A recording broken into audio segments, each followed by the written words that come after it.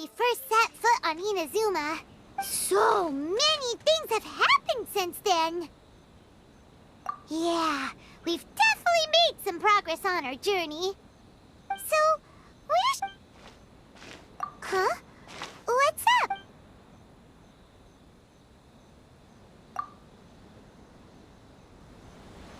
Hey! What the heck was that for? Doesn't want to talk, huh? Alright, let's convince him to calm down a little. Gotcha. Can't handle your drink? Huh? Think you could... Inadmissible evidence! Boom boom! Quietly now. Game's up. Fun's over. Incinerate! Huh? So you don't have a... Seems like I've mistaken you for... At the very least, you should make sure you've got the right person before you go attacking them. No, wait! Even when you've got the right person, you shouldn't go attacking them out of the blue. It's dangerous. Have you ever met someone by the name of... He carries a sword just like you. I've also heard that he possesses an animo vision. That's none of your business. Never mind. You don't look like you know anything anyway. I'm wasting my time. What the heck is this guy's problem? Coming around here, waving that weird sword in our faces, and he didn't even apologize. Seems like a real nutcase. Well, one thing's for sure. No way are we telling him anything about Kazuha. Right?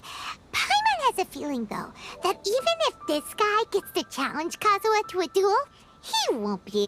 Anyway, just to be on the safe side, we should go fight Kazuha right away and tell him to watch his back. Oh? What kind of hunch? A special connection? You mean beyond already knowing each other? Yeah, maybe a little.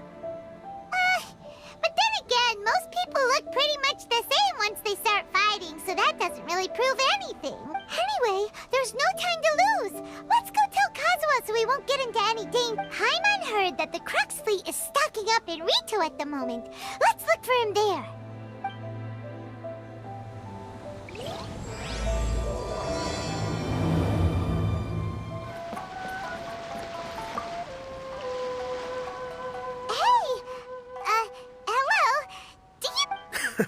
You're looking for Kazuha too, huh?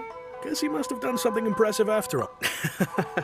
Well, we took the small vessels into Rito on a routine supply run, only this time, as soon as we entered the harbor, we ran into a huge crowd of Inazumans, all of them wanting to know about Kazuha. If it's because of that battle on Nizuchi Beach, Captain Beto had a great run there too, but I don't see her getting this kind of attention. Kazuha keeps to himself most of the time. In fact, there are times when he doesn't even listen to the captain, but she just laughs it off.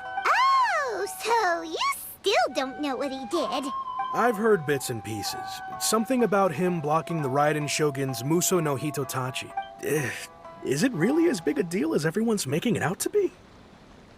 Really? Wow. When you put it like that, it all makes sense. In that case, his newfound stardom is well deserved. He was called away earlier by some people from the Tenryou Commission. They said they had something important to discuss with him. I thought they'd come to arrest him at first. Turns out they couldn't have been friendlier to him. Seems like they really respect the guy. Just a little while ago, this would have been completely unimaginable. Thank you! Guess we'll go pay a visit to the Tenryou Commission. All right then. I'll just stay here and carry on trying to fend off the crowd.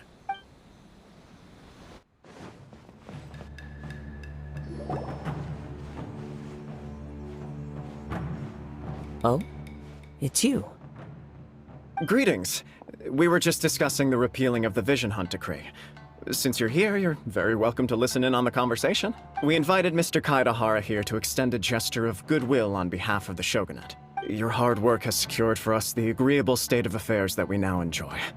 Also, I've been granted the chance to correct my clan's past mistakes, and for that, I'm deeply grateful. The Almighty Shogun has issued a large array of directives aimed at resolving, or at least easing, the tensions that have built up over the years.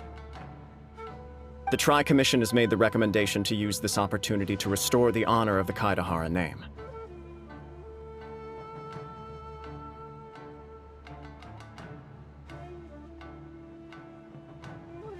Regarding the history of the Kaidahara clan, I trust that you're already somewhat informed?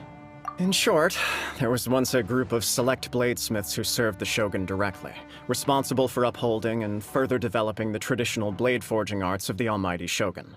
The Kaidahara clan belonged to this clan, but there came a time when some of these bladesmiths revolted and fled to Snezhnaya. Both the Kaidahara and Kamisato clans were held accountable for lax oversight and entered a period of great turmoil. We later learned that the whole misadventure had been secretly orchestrated by the Fatui. Attributing all of the blame to the Kamisato and Kaidahara clans was neither proper nor considering Mr. Kaidahara has once more made an outstanding contribution to Inazuma. The almighty shogun believes he should not only be rewarded for his achievements, but also receive recompense for the excessive punishment borne by his clan in the past.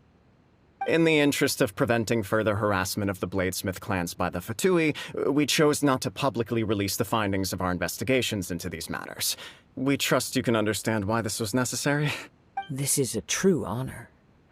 I am delighted to be in a position to receive the goodwill of the almighty shogun and the shogunate at large. However, would I be correct to assume that this magnanimous gesture does not come without some strings attached? I can assure you that nothing could be further from the truth. We seek only to correct a past injustice. With the Kaidahara clan's reputation and occupation restored, the Kaidaharas will be bladesmiths once more, and your wanderings will finally come to an end. You will be able to lead a safe and prosperous life in Inazuma City with the almighty shogun's blessing and full support of the shogunate. I have grown accustomed to life among the elements.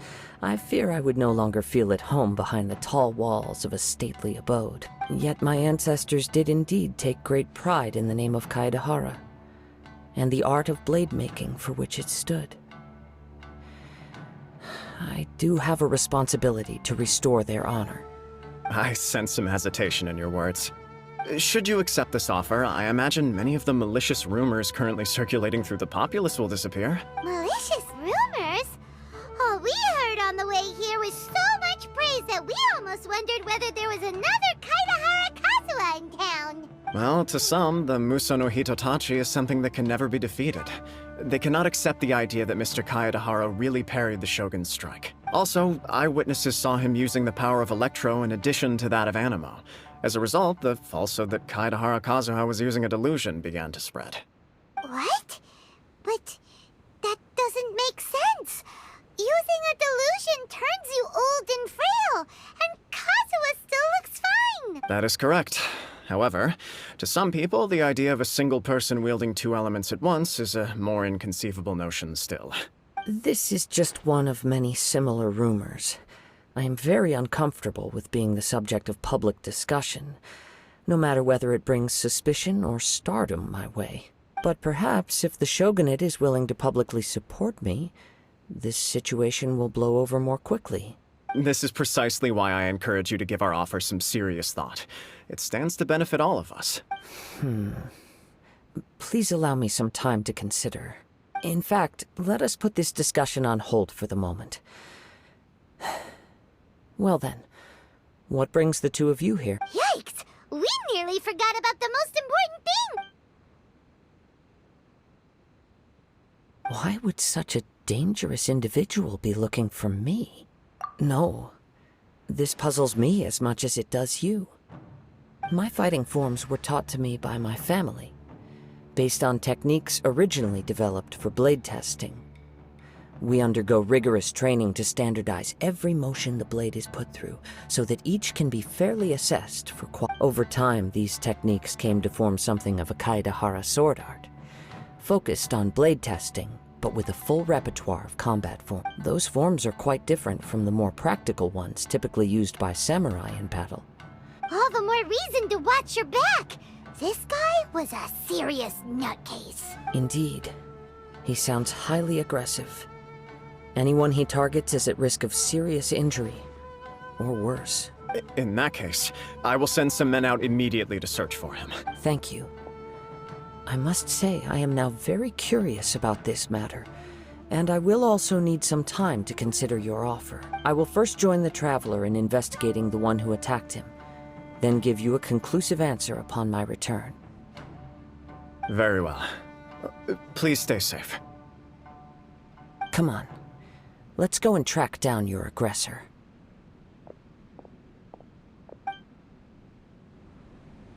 detective agency knows the most about what goes on in town.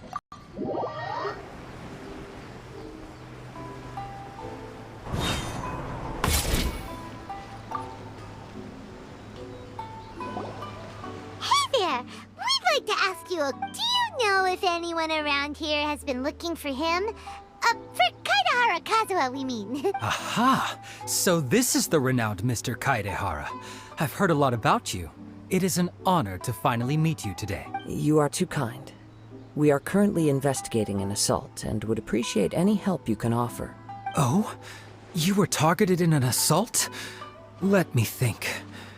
I can't seem to recall anything of immediate interest. Mr. Kaidehara is currently the talk of the town, so there are always a lot of people looking for him. To be honest with you, our detective agency has recently been receiving many inquiries from people wishing to obtain Mr. Kaidehara's personal information. Some of them were offering us millions of mora just to gather the information they want.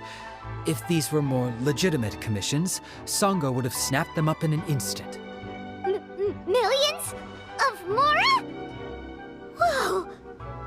Oh, wait, even at that price, you probably still shouldn't. Please, accept my thanks for looking out for my privacy. Of course.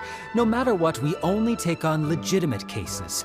We don't make our money by revealing details of other people's day-to-day life just for the sake of it. Sorry, I got a little off topic. What I'm really trying to say is, it doesn't surprise me that a complete stranger is looking for Mr. Kaidehara. But I wouldn't know where to begin if we want to connect this with an assault. Then let's put that connection aside for now. Have there been any other attacks or similar incidents recently that stand out as particularly unusual? The Tenryou Commission had very few leads, and I thought you might have some information from different sources. It's true that the commissioners aren't clued up about every little thing that goes on out in the streets. But typically, it's only the most trivial events that manage to escape their attention. If anyone had been out there attacking people, that would be assault, in which case the Tenryou Commission would absolutely get involved. That does make sense. Uh-oh. Looks like the trail's already run cold. I still find it difficult to believe that whoever attacked you hasn't been causing any trouble elsewhere. Few people possess your prowess in battle. So unless you were the first person he targeted, someone is certain to have been hurt by now. I am well aware of your talents. There is no need to be humble around me. In fact, I'm quite relieved that you were the one he targeted. It would cause me great grief to see someone become critically injured or lose their life because of me. For the poor victim, this would be a completely senseless crime. Don't worry, we'll find him. It seems you are every bit the selfless hero they make you out to be, Mr. Kaidehara. Surely this same concern for your fellow man is what drove you to fearlessly raise your blade against the almighty Shogun. You flatter me. Truth be told, I don't know quite what came over me in that moment. You are much too humble. Don't worry, I completely understand your concerns. I will try my best to gather whatever leads I can for you. Oh, actually, there was one strange incident over the last few days. It doesn't involve an attack, though. Let me tell you about it just in case. Sure. During times like this, the more information we have, the better. All right, then. Recently, 2 people went missing from the city at around the same time. One of them is a pretty well-known collector, surnamed Nagato.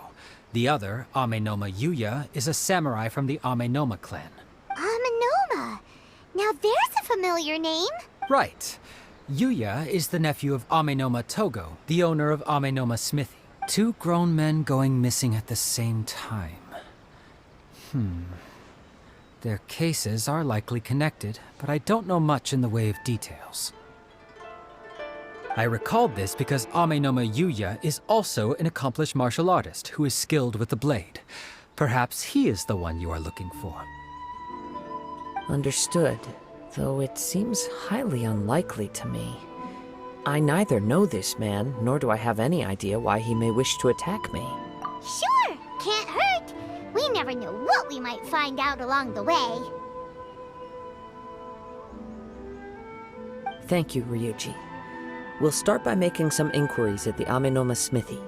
Sounds good. All the best with your investigation. I'll get moving shortly myself.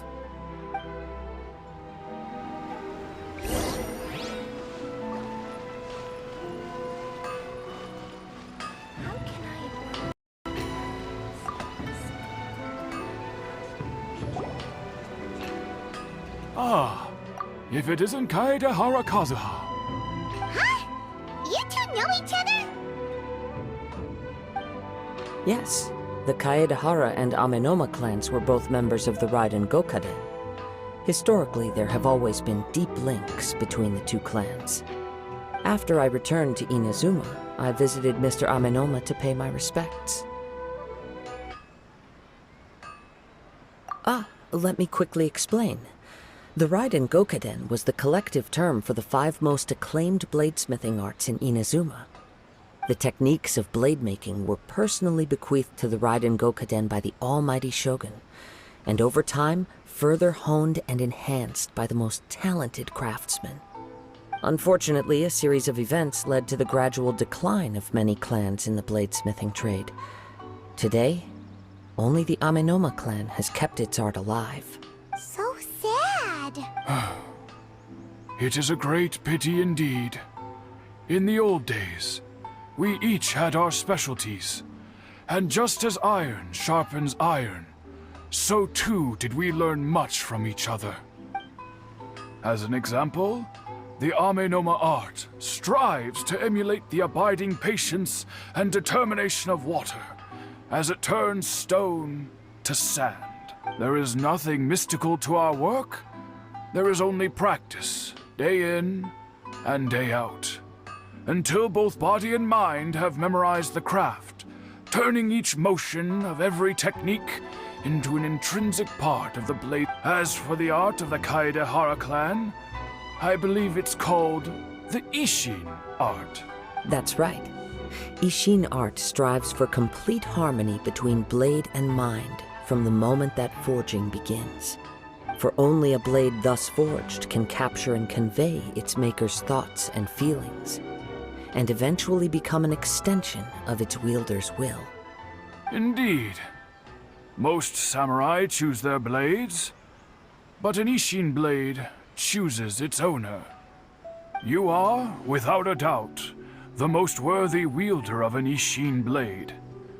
It gladdens my heart to see that although the Kaedehara clan has fallen on hard times, its ideals and virtues are alive. You overestimate me. My actions are guided by my own personal sentiments, not by any noble aspirations on behalf of my clan. But let's get back on topic. The purpose of our visit today is to gather some information on your missing nephew. We hope to assist with the investigation. It may turn out that this case is connected to another we are pursuing. Ah, yes. My nephew. I reported the case to the Tenryo Commission, but I haven't heard anything back so far. He didn't say a word before he left, which is very unlike him. I'm still completely at a loss on what to make of it, but I've done what I can so far. Worrying is futile. All I can do now is wait for the news from the Tenryo. We heard that there was a collector involved in the disappearance too. Know anything about that? Yes. On the morning that Yuya went missing, he gave me a very cryptic look and said that he was going to give me a great gift. I believe he went to collect the item from Mr. Nagato after that. The next thing I heard was that a fire had broken out at the warehouse. And neither of them came back. Yes. Strange, isn't it? I wonder what could have caused it. Unfortunately, there was very little evidence left behind, so nobody knows what really happened. Do you have any thoughts on what Yuya may have wanted to give you? If I had to guess, it must have been some kind of rare weapon.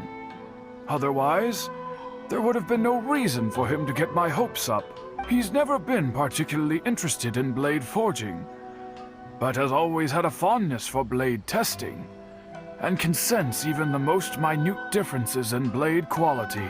He is extraordinarily talented in martial arts, particularly when it comes to the art of the sword. Truth be told, we have some information that you may find to be objectionable. The person we are looking for, he attacked this friend of mine. Based on the evidence we have gathered so far, only Yuya seems to match the suspect's profile. What? No. Absolutely impossible. Yuya is not that kind of person. He is humble and kind. Even his training is done with the goal of calming his mind. He has never gotten into a fight before. Is that so? Yes. If there's one thing I can say for certain, it's that Yuya would never draw his blade without a very good reason. But, with that said, it's equally out of character for him to just disappear, with neither farewell nor fair warning. I also cannot know what course of action he might be capable of if coerced, or otherwise compelled by circumstances unbeknownst to me. Anyway, should you find him, please let me know as soon as possible. Don't worry, you have our word. From the sound of that, Paimon doesn't think Yuya was the one who attacked us as well. Yes, it sounds as if something happened when the two men met each other. Let's pay a visit to the Nagato household.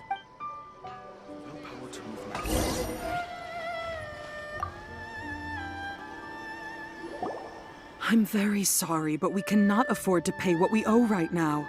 My husband has gone missing, and I'm still trying to find... No, you misunderstand us. We are here to help with the investigation. We'd like to ask you some questions about Mr. Nagato's disappearance, if we may. Ah, I see. I thought the debt collectors had come to visit again. I'm sorry you have to see me in this dreadful state. Has some new information come out? Do you know where he's gone? I'm afraid we don't have any new information at the moment. We're still trying to find out as much as we can to inform our search. With this in mind, can we perhaps ask some questions about your family's current situation? For example, Paimon's struggling to understand why a collector would be strapped for Mora. That's a long story. Ever since I've known him, he's been an avid collector of all sorts of things. He'd always get so animated when he was showing them to me. I knew nothing about the items myself, but seeing how enthusiastic and excited they made him, I was happy to believe that they were just extremely important to him. Everything was fine when we first got married, but as time went by, things changed for the worse. Uh-oh, what happened? He lost his sense of restraint. He started buying more and more things, and even resorted to borrowing money just so he could pay for them. Our expenses really spiraled out of control when he started getting interested in weapons. It was awful. There were days when he'd spend hours down at the warehouse, admiring his weapons even as debt collectors were descending upon our house. He wouldn't sell them, wouldn't even touch them. Just sat there staring at them like he was in a trance. I'm happy he has a hobby, and I'm willing to support him. But making ends meet has to come first. I've tried talking to him about it so many times, but he never listened. On the last day that I saw him, I gave him an ultimatum. I said, if he refused to sell his collectibles and pay off his debts, I would divorce him and take the children with me. Whoa! And that led to an argument. Actually, it didn't. Generally, he's a quiet man who likes to go with the flow. On most things, he leaves the decision-making to me. You must understand, I never would have dreamed of threatening him with divorce if the debts hadn't pushed our family to the brink. After I said those words, he froze and was silent for a long time. When he finally spoke, he awkwardly mumbled that he would pick out a few items to sell. His voice was so meek and pitiful that I felt an urge to take everything back. But then what? If I didn't draw the line, what would happen to our family? Had I not indulged his bad habits, we wouldn't have found ourselves in such a predicament.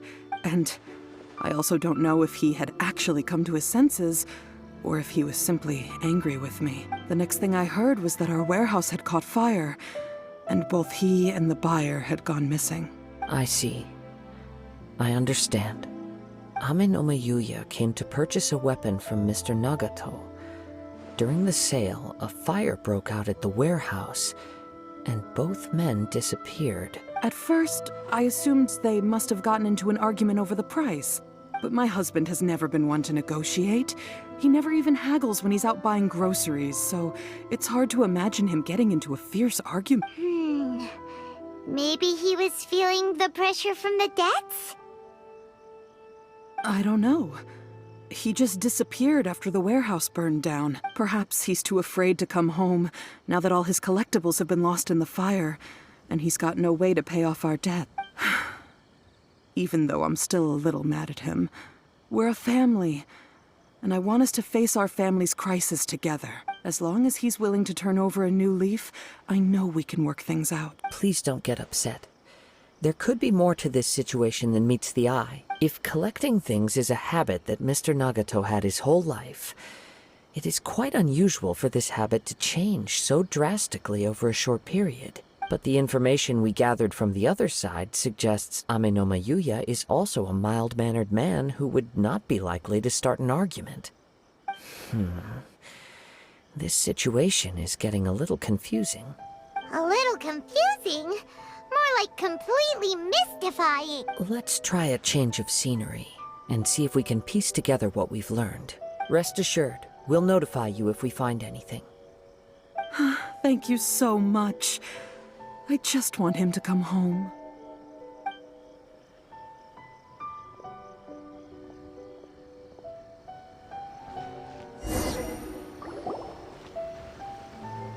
Based on the information we've gathered so far, I can only surmise that the sales meeting between the two men was somehow the catalyst for their disappearance. The fire at the warehouse likely played a part in how the situation unfolded, though its exact role is a mystery. Do you have any thoughts? Well, Paimon was thinking that maybe someone accidentally knocked over an oil lamp and... Nope, never mind. Paimon's brain needs to rest for a while. Over to you. An interesting explanation. I was also considering this possibility. Amenoma Yuya is an expert on swords. He could have noticed some problematic details about Mr. Nagato's collectibles. Maybe he recognized a blade as a fake, or a well-known stolen item. Either way, after arguing about it, the two men agreed to hide the truth of this matter. They thought a fire would destroy everything. But then the Tenryou Commission began investigating and uncovered some incriminating details, so they fled to protect their secrets. But it's a far-fetched theory. I can't imagine how they would have been able to reach an agreement. One fact that I keep coming back to is that Amenoma Yuya is polite and well-mannered, while Mr. Nagato is introverted and passive. Neither seems like the type of person who is inclined towards initiating conflict. Mr. Nagato, being heavily in debt, is also the only one of them with the potential motive to disappear after the fire. The more I ponder it, the more puzzling it becomes. Just what could have happened there? Right. Although the time frame seems to broadly match, no other details that we've learned seem to link the two events together. Amenoma Yuya lacks a key distinguishing feature of the attacker, namely that he is principally a practitioner of the blade testing techniques of Amenoma art, not those of the combat-oriented Ishin art. Darn! We thought we could get two birds with one stone here, but at this rate, it's starting to look like a wild goose chase. Let's keep going. If we can solve the case, both Mr. Amenoma and Mrs. Nagato will be able to get some closure. Okay, but where's... Let's head out of the city and check out the warehouse. There's still a chance we may be able to find some shreds of evidence.